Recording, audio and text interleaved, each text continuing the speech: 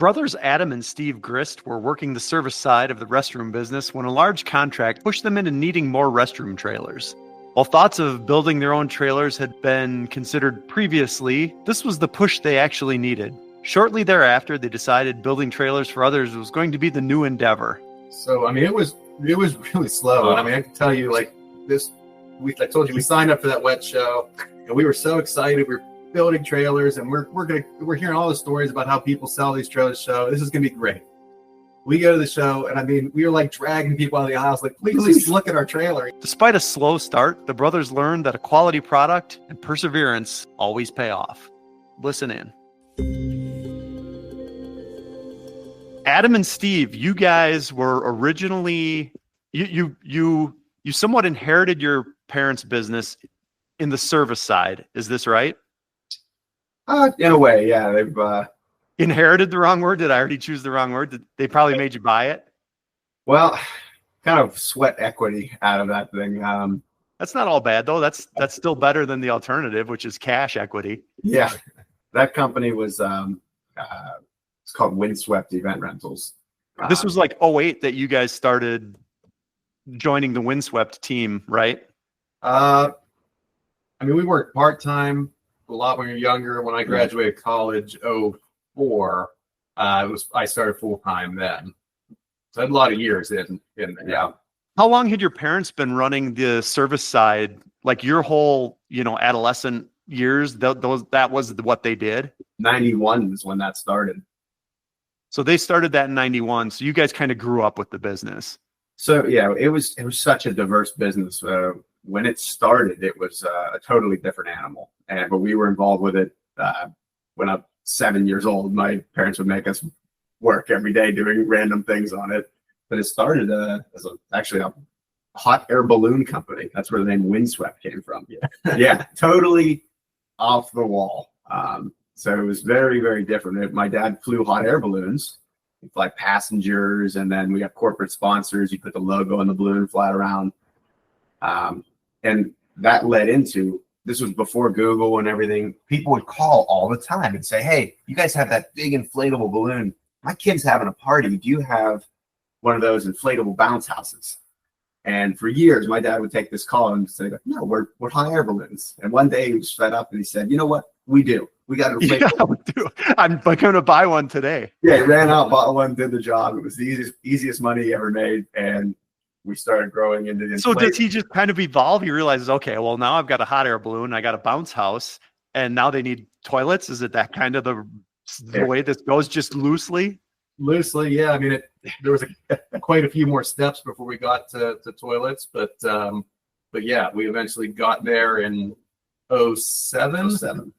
It sounds like your dad, is he kind of an entrepreneur, or was he just kind of forced into being an entrepreneur just because he realized he was leaving money on the table, so to speak? Yeah, my dad doesn't like to say no to anything. And my mother and my father, obviously, they started it, and together they just. It seemed like since the inception, the concept was just don't say no to anything. If it makes money, say yes. And well, good for them. So you two are growing up with this business. Are you both thinking, when your kids like, well, ultimately I want to take this over? Or are you both thinking, oh my goodness, let's go to school and get the heck out of here? I mean, I think, I don't know what age it was I kind of decided that I would stay in the business with them. Probably at some point in time after high school, after maybe first or second year college, I thought, you know what, I think this is something I'd like to stick with and do. And really dove in full time after we graduated. And then Adam graduated 2 years after me. And that's what I was just going to ask. What's the age gap between the two of you? So there's just 2 years between the two of you. Yeah. I have a brother, the exact same age gap. And if I had to work with him, I'm being serious. I couldn't do it. That has to be a little bit of a challenge, or is it not? I mean, we've worked together forever, since we were little kids till now. So it comes with its challenges, as with anything. But I'd say we get along pretty good for brothers and business partners. That is impressive. Your parents are obviously, they're gone from the business now, and we'll talk about how the business has evolved into what it is today at some point. But when do your parents exit? So we started building restroom trailers around 2015 for our rental fleet. Maybe 2014, 14 or 15, we started building for our rental fleet. Just for yourselves? Yeah. And it was your parents are still involved then? Loosely, they're semi-retired at that point in time. We built a couple for our own rental fleet, really liked what we had, reiterated them a couple times, and modifications. Then decided, hey, maybe this is something that we could do. Maybe we could sell these out. Well, let's go backward a little bit. Why? You guys are a service company at the time. Mm-hmm. You recognize the need. Do you own another company's trailers at that time, or do you realize there's demand for these and we can just build our own? Yeah, so we did own a few different manufacturers' trailers by that point in time. What initially spurred us into building our own trailer, honestly, was we got a big contract. It was one of these things they called, it was Chevron. They called and wanted us to do all their natural gas fracking sites, provide these trailers. And you guys are in Pennsylvania, to give a little bit of background on that. Yeah. They needed more trailers than we owned. And of course, we're sitting here taking this call and saying, yeah, we can do that. We can absolutely do that. You learned that from your father. Yeah, this is the bounce house equivalent. Yes. Yeah. So, we had some trailers at the time, but I needed a lot more, not to mention the ones I had were already booked for other things. So, we hang up the phone with Chevron and start reaching out to some of the manufacturers to get trailers. And for the most part, everybody's got big lead times. We were able to buy a couple, but not enough to fulfill the contract. So, we didn't have much of a choice. We said, let's build, we'll build what we need for these other ones, which turned out to be a lot bigger undertaking than we thought. It's funny you say that, because that was one of my questions I had for you right off the bat. You've got them, you use them, you know how they're essentially set up, and you think, well, there's nothing to this. It's a box on wheels with a tank in it and some toilets. How hard could it be? Yeah, how hard can it be? I've done that same thing with cars and old trucks and all kinds of. How hard can it be? And it's not like you're going to jump on YouTube and someone's going to say, here's how you build a restroom trailer. And you don't know what you don't know. But did you just basically reverse engineer what you had? Well, we were really fortunate because we had purchased our first restroom trailer in 2007, and we, immediately when we were dealing with the trailers, setting up the trailers, cleaning the trailers, there was a lot of things about these trailers that we didn't like. And as with most entrepreneurs, it was something that we always said, like, man, I know I could build a better product than this. But we were so busy, it was really not high on the radar. However, sometimes you get super frustrated with what we were experiencing, and we dig in a little further, and we already had pretty much drawn up how we were going to do it. We already started looking for vendors, in multiple. So sites. At least in your head, you weren't starting from ground zero. It was not from scratch. If it was from scratch, there was just no way we would have been able to pull it off. We had already been kicking the idea around for years, but just never had the light switch moment that forced our hand.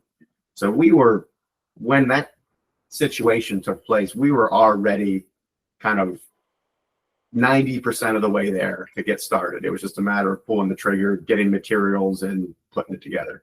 You had a lot of positive things going on. It's easy for a manufacturer to, do a survey or talk to their customers at a trade show and think they're getting the right information back. But I would submit that you had a leg up because you were actually doing it. And to your point that you talked about earlier, in our heads, we already knew what we wanted to fix. And you already had that groundwork in your head. But still, to go from just buying a toilet to making them, how do you, what happens capital-wise and things like that? Because there's got to be a large capital investment there. Yeah. Yep. Very, very different. And, there's the twofold. There's the capital side, and then there's the manpower and the knowledge. Fortunately, with my parents' upbringing, that we never said no to anything. This wasn't the first time that we were forced to kind of go completely outside of our usual realm and learn entirely new tasks and expected to do it well. So this isn't. Where do you get your startup money? Did you have, were you able to cash flow it through the other business? Did you go get a loan? How did that work out? It was a little combination of all those things. So we were able to leverage our existing business a little bit. We were able to get money in from banks and things like that to make this happen. Yeah, and our party and event rental company, when this all first started, our event rental company was very successful. We had a very large, one of the largest on the East Coast as far as party and events go. You're beating me to my questions. That's what I was kind of wondering. Was the other company big enough to support? And I assume they operated under the same umbrella, at least for a little while. So was the cash flow from service supporting manufacturing? For a very short period of time that was going on. Pretty much while we're building them for ourselves. When we were building them for our own contracts and putting them in our own rental fleet, it was all self-sustaining at that point. What are you doing for employees at that point? Do you go right out immediately and hire people, or are you using the people you have, opposite of running service routes and stuff like that? So in the early years, it was Adam and I and a couple of choice people that built all the trailers, and that was happening at night. After we finished all of our work for the day, we'd keep the lights on the warehouse and start building the trailers. Yep. So your first trailers are just for yourselves because you have this big Chevron contract. I assume you were able to meet their needs. We did. Yeah. And you've got these trailers and you're building them. Do you realize there's demand out there from other service companies, or what makes you start to say, like, okay, instead of just for us, let's take this a step further? Yeah. So, for years, kind of like Adam said, we started talking about this, and our party rental company was growing fast. It was a really good company, and there was a lot of talk about the possibility of acquiring a different party rental company in an area.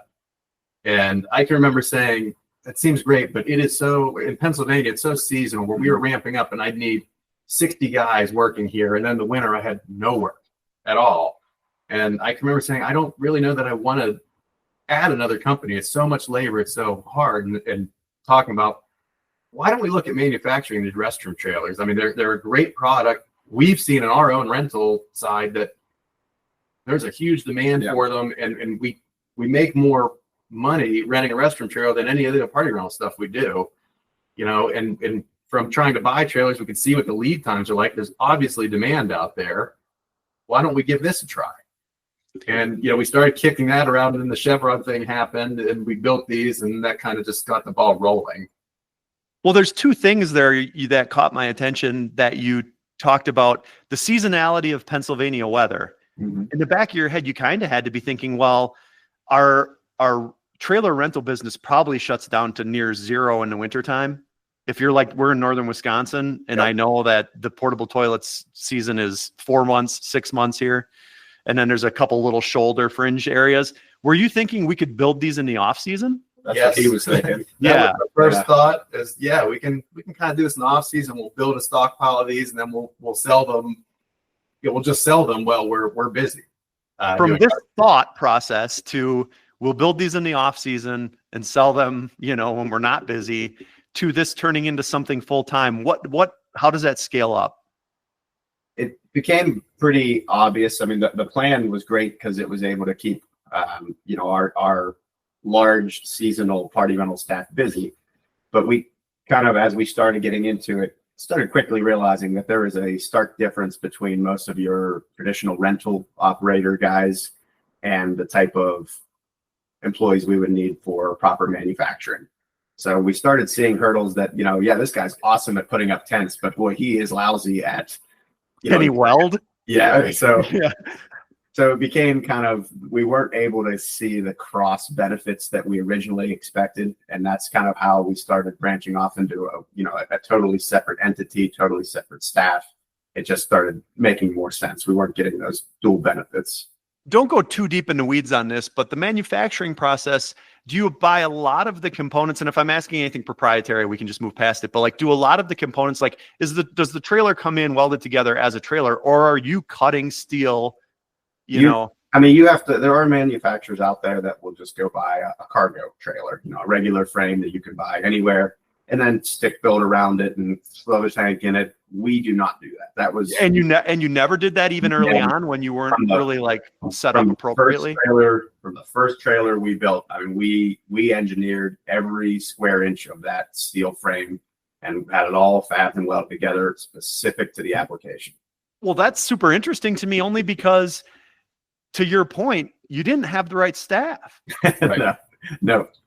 So you're shooting from the hip on this, and they're turning out still to your satisfaction. And at this point, they're just for you. So let's face it, if something goes sideways on one, it's your loss. Oh, it was a perfect setup for us. I mean, we could test almost anything we wanted, any concept we wanted. Yeah, your R&D is all in-house. We would do it in-house, and if we're like, oh man, that didn't, or that's showing a lot of wear and tear, we replace it. And we didn't have a customer yelling at us. We were able to for years really test and modify all of our plans, all of our materials, to really trial and error and make sure it was perfect for the field.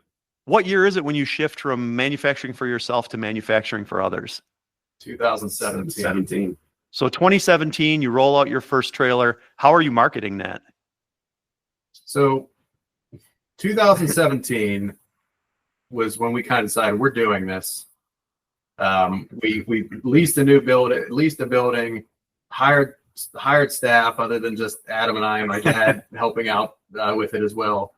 And we got going. When we kind of moved over to this company, my parents decided, hey, it's time to retire, and they sold the rental company off at that point in time, which was a huge leap because we had no idea if this was going to work at that point in time. And I think Adam and I were probably in our early 30s at that point in time. So it's we both have families to support, so we had to make it work at this point in time.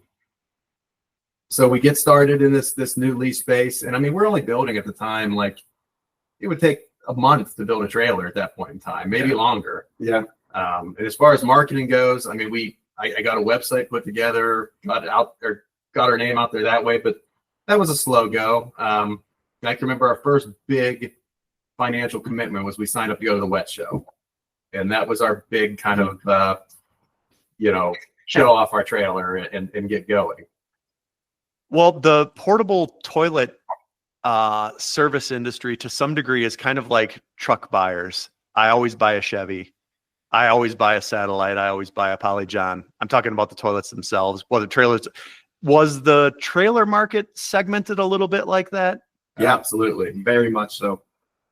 So I guess that was the root of my question on how do you get your foot in the door, just proving that you're building a trailer that fits their needs and price it appropriately and hope you sell those first few and then they become customers. So, I mean, it was really slow. And I mean, I can tell you like this, I told you, we signed up for that Wet Show and we were so excited. We're building trailers and we're hearing all the stories about how people sell these trailers. So this is going to be great. We go to the show, and I mean, we were like dragging people out of the house, like, please look at our trailer, and you got that. And was a lot of it because of what I just recognized that, like, people would come in and be like, I don't buy trailers from you.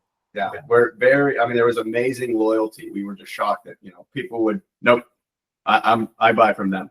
That doesn't surprise me. I hate to tell you, you guys should have called me in 2017, but how do you finally, angle in? Is it just, like I said, a matter of getting one or two out there and then you spread by word of mouth? We really did. I mean, we found quickly that it was going to be hard to get people just to buy trailers from us that were already buying somebody else's. And our focus really shifted on our online presence and we started really going after the party rental market that we knew really, really well. And going after people that didn't own trailers yet, but already had tents, tables, chairs, all this stuff. They had the customer base lined up for it. And we had the proven model to show them, hey, you had this trailer and you're going to increase your revenues. You started to go after those first-time buyers and recognize that, hey, they have no loyalty to XYZ company. So let's make them loyal to us. Yeah. Yep. And then the nice thing is you probably recognize once they're loyal to you, once you get them into your product, as long as we do our job well, we build a good product, provide a good service, then we develop that same type of loyalty. So that was exactly how we had to start it. I mean, we had to grind out every single customer every single sale to convince them that why our trailer is the one they should start with. And from there, it got easier. Once we had trailers out on the market, even people that weren't loyal to us, if they were loyal to someone else, sometimes they would have to sub rent. And then whether they liked it or not, they were now touching a Lang trailer, and they'd actually start, oh, wow, this is nice. Or they'd finally actually get to see it. And then we started getting a lot of conversions. We were starting to get customers from other manufacturers that wouldn't even glance at us just because they finally, whether they wanted to or not, got to see the product. The good thing, bad thing about the trailer industry too, and I don't know if it's still as much that way because I'm not as involved in the wet show as I was 10 years ago when we owned it. But the trailer industry, to your point, which is kind of what got you in this in the first place, was supply and demand were skewed. There was actually more demand than there was supply. And if maybe even in 2017, that could have worked to your benefit a little bit too. And even today, I'm not sure how supply and demand is working in that industry as much as I did a few years back. But were you able to, like, just because my preferred manufacturer doesn't have anything available, I'll grab one of yours? That maybe help a little bit too? Absolutely. Yeah. There was definitely, that was our chance to kind of infiltrate some people that had loyalties. Was, yeah, hey, they're 12 weeks out. I have a trailer sitting here. You have a contract you need a trailer for, and they land up buying our trailer and then try 2017, you guys go to the wet show. You have families. You've got your necks stuck out. Did you sell any trailers that first year? Did you break even? What happened? I think I may have shed some tears at the wet show. I mean, you cried yourself to sleep on the hotel pillow? It was definitely, when we left that show, we were thinking, oh my God, what did we do?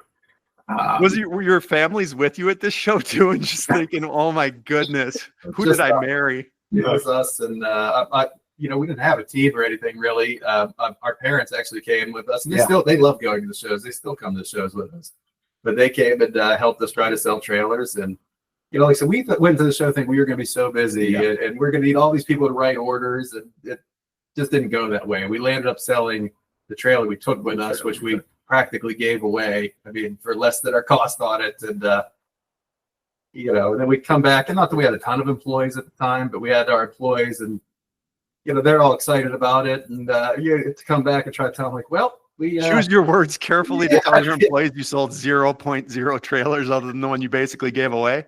Yeah, so that was So how long did it take to turn the corner?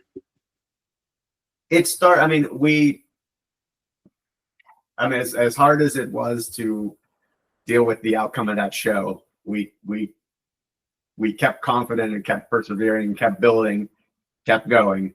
And it wasn't long after the show that we started, not from the show. I wouldn't say we did not get a ton of people from the show. And like Steve said, it's because in the 3 days of that show, we were only physically able to drag 5 people into that booth to consider looking at our product. So we just had such little traffic. It was the organic. We were pounding away on the phone, calling party-run companies, calling anybody and everybody that we knew that could use one of these. And we were picking off a few orders at a time, getting some traction that way. And we were always chasing. I mean, it was full blown. Every single minute of the day, you were doing everything possible to just sell one more trailer. This is all just year one. Yeah. Was there ever a time in year one where you thought we needed to pull the plug on this? I don't think we had much of a choice. It was going to work. Yeah. Or we got to go get jobs somewhere, do something else. We at least leased the building. We had a 2-year lease. Mm-hmm. So we had a 2-year lease on 20, and the first one was 15,000 square foot facility, a 2-year lease. We had to buy pretty large quantities of materials for even vendors to even allow us to purchase from them. Quitting was just not an option. Back to the root. I think the root of my question, and I think we all kind of lost track of it. I don't know. I sometimes take people down weird roads, but what the root of my question, what was the time from startup, 2017 wet show to we got this? Years? Yeah. I mean, I think at the end of year 2, we were starting to feel confident that it was that we had something. So by the time we got to the end of 2018, things started to move in a direction where we started to feel pretty good about it. Now we're coming up on an interesting time too. You're talking about 2018, 2019. Terrifying. What happens when COVID comes around? It was, we were just finally getting 2019, like we're just like, getting on your feet, and then all of a sudden our customers are calling back saying, hey, our trailer's booking like crazy. I need another one. And, we're starting to see like, oh, it's coming to fruition. Everything that we planned is happening. We made a huge leap into buying a new facility. Yep. Because we needed more space. We needed overhead cranes. We needed stuff like that. Sign all the documents and all this. And then 3 weeks later, it's like, nobody's allowed to go to work. Yeah, we're shutting everything down. Not even not go to work. Nobody's allowed to hold events. Yeah. No, that was a major problem there too. So we started backlogging our orders in 2019. We could see a production. We actually had more orders than we had trailers produced for the first time ever. And we immediately bought a 48,000 square foot facility and retrofitted it with cranes and everything we needed to run this facility the way we had planned on doing it. And it was weeks after signing the papers that everything shut down. Well, you guys had persevered 2 years of anxiety and angst already, and the whole COVID thing lasted probably all of a year or two by the time we got back to full speed. And you obviously made it through it because we're still sitting there. Is that the 48,000 square feet behind you we see right now? Yes. So you get through this again and you're thinking, my goodness, all right, as long as nothing goes like this again, things kind of pick back up quickly then, and you can kind of get back on your feet and go full steam ahead again. Yeah. Yeah. I mean, COVID was an interesting time for us as far as, first there was problems with, workers not being allowed to come to work and getting through all that and getting a staff back together. And then obviously, like you pointed out, a lot of the people that are renting these to events and things like that, their events just stopped. So the demand for the trailers kind of died. And that was really scary. We had people canceling orders and everything. And like, okay, what are we going to do? But as quick as that happened, which is supply chain. Well, the supply chain was a problem too, but we managed to get ahead of that. But as quick as our event people kind of canceled on us, and this was kind of like a big aha learning moment for us too. There was like a month of full panic for us that all our orders are canceled. What are we going to do?